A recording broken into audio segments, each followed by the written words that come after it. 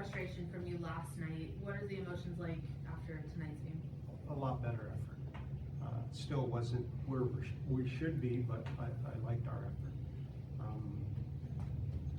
It's not what we drew up on the game sheet or on the whiteboard, but I did like our compete. We stuck together out there.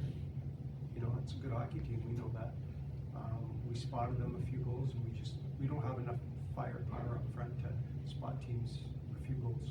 Yeah, that second period, can you kind of analyze what happened there as they built that lead? Yeah, it was funny because I thought for the most part we were right with them, if not kind of playing them a little bit. And then we just kind of, a couple penalties, they score a goal, we get down, and like we're fragile right now. The nice thing about it is that we have a week till we play again, so we can get some rest and just get a little practice time in and get a good feeling back in here and get our confidence. You mentioned that the energy level was better tonight. I thought the first 12 minutes, the energy level was really, really good. How important is it when you have a young team, and you mentioned them being kind of fragile, to kind of capitalize on some of those opportunities early?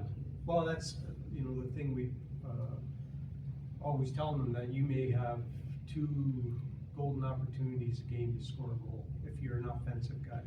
So when you get those 2 opportunities, you better be prepared. And right now we're getting them, but we're fluffing the shot, or we're just missing it, or they get a stick on it. We're not bearing down on that. So that's some stuff we'll work on during the week.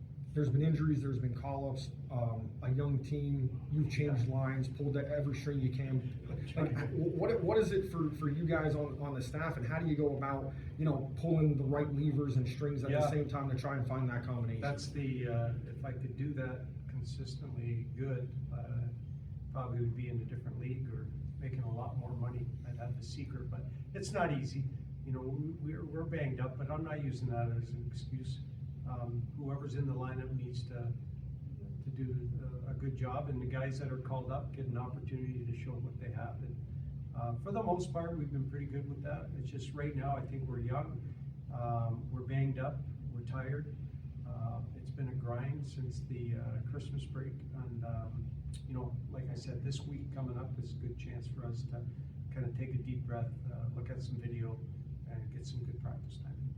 Majority of your games to end the regular season on the road. I think it's 9 left of the 13, if I'm remembering any of the math correctly. How does your group come together right before playoffs? And we talked about the beliefs this week in practice. Is that still there in this group? Yeah, I think it is. I think, like I said, they're a little fragile right now, but the belief is still there. We seem to play a lot better when we're on the road, so I'm excited to get away from home. But you know, it's fairness. We get the great crowds here, great fans, and it's too bad we don't play a lot better in front of them. But that's something we'll have to work on. Final, during this stretch, what do you need to see out of the leadership, some more of the veteran guys here, even if they're not able to suit up? Like, what do you want to see out of that group to kind of like hold this unit together, as you mentioned? You know, that's a good question. Maybe we should bring a couple of them on the road just to be in their young guys' ears and talking in the locker room and being around. We miss that. We have good leaders. We only have a few right now, but it's tough on them. They don't want to hear me now. This is what, 60 games into it.